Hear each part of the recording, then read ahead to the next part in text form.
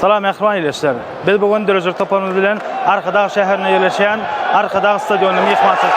Çünki bugün Arkadağ stadionyny ilkinji gelek Arkadağ futbol toplary bilen ahal futbol toplarynyň arasyndaky dostluk uruşy geçirilýär.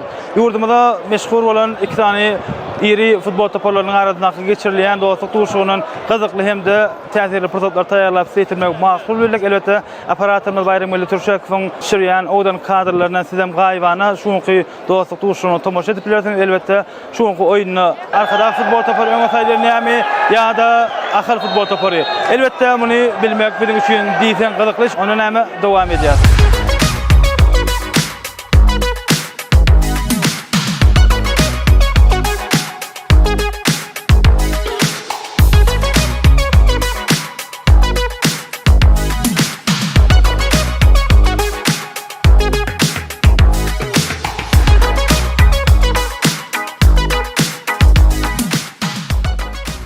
Mehmanlar Arkadağ futbol toplary bilen ahal futbol toplarynyň arasynda geçirilýän dostluk uruşyna taýýarlanan gyzykly guruluşyna dowam edýär. Biziň häzirki guruluşymyz Россия 24 teleýarynyň jurnalisti Роберт Францев. Потрясающий, мне кажется, матч как раз для открытия стадиона. Держит в напряжении, такая упорная борьба. 1-0, но счет мог быть и другим. Могли команды и в ничью, мне кажется, играть. Моменты были, так что я сейчас, на самом деле, с нетерпением жду второго тайма. Мне кажется, еще много впереди у нас интересного. Ну и, конечно, потрясающая атмосфера на стадионе.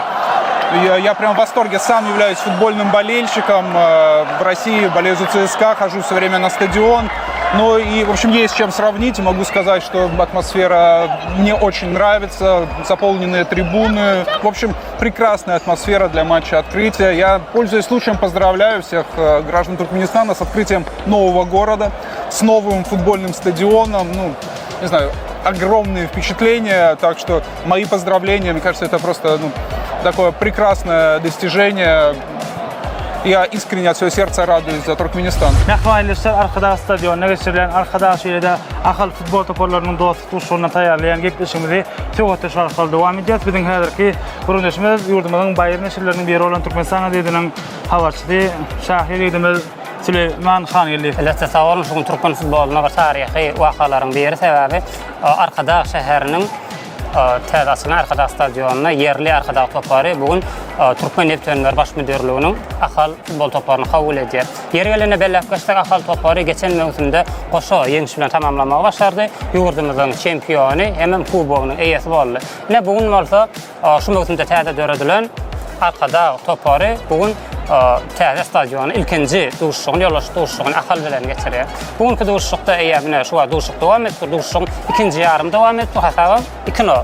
Ne bitişmedi 40-njy minutda Begumrat Baýew hasaba açdy. Ýani ýakynda şol 50-nji minutda Şahnazar Sirkeş hasaby artdyrmagy başardy. Ýani ente Arkadağ toplarynyň düzümine ätýärse da behin oýunçylarymyz we Türkmenistanyň milli ýygynynyň düzümine çykýan oýunçylar Aslan Murad Abanow, Altymurad Anadurdy fiýal oýunçylar belki häzir ikinji ýarymda oýuna girerler diýip garaşýar. Şugun şol Arkadağ toplarynyň baş tälimçisi ýa-ni ýakynda täzellikde bellenli zihinli hünärmenleriň biri, ençe meýilbäri Türkmen futboluna adygan oýunçylarymyzyň biri Beňeç Muhammed Kuliýew. Ýa-ni ýakynda Arkadağ toplarynyň baş tälimçiligine bellenli oň kömekçisi Didar Hajiýew. Didar Hajiýew hem ahal toplarynyň düzümine ençe meýil çykyş edip toplaryň kapitanlyk taňysyny öz goluna götürdi.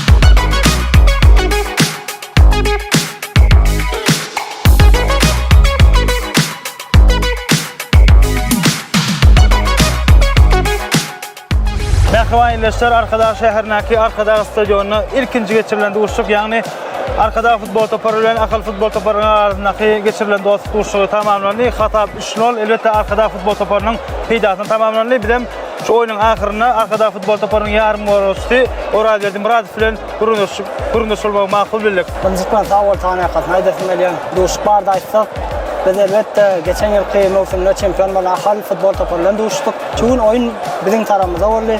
3-0 hatalyny biz ýermeye başladyk. Orada verdi. Ene Türkmenistan'ın futbol boyunca çempionatı geçirilýär. Şu çempionatın birinci aylygy tamamlandy. Öňde 2 aylyg bar. Her kowatda şol öňde boljak aylyglaryna taýýarlyk görýän toparmy bilen. Toparmız bilen taýýarlyk görýäs. Elbetde turganlaşyp geçýäs. Turganlaşykda taýýanlanýar oýny. Şol oýnada 10 gün ýaly gowy turganlaşyp geçdik taýýanlanýar. Birinci aylawdan soň arkada futbol toparmyz birinji oruna eýlep gelýär. 12 duşukdan soň 12 sany düşmedi bar. Hem de Türkmenistan kubugunda da yarın final çıkmaya başladık. Ümid edýän öňümüzdäki aýlawlarda da üstünlükli çykyş edip can koýarlar, beğenler diýip ümid edýän. Şu pursatdan peýdalanyp şu ahly mümkinçilikleri döredip berýän gahryman arkadagymyz, arkadagy serdarymyza köp sag bol taňa kasnaýdasymyz gelýär. Tutýan tutumly işleri rowaj alsyn. Janlar sag bolsun, ömürleri uzak bolsun.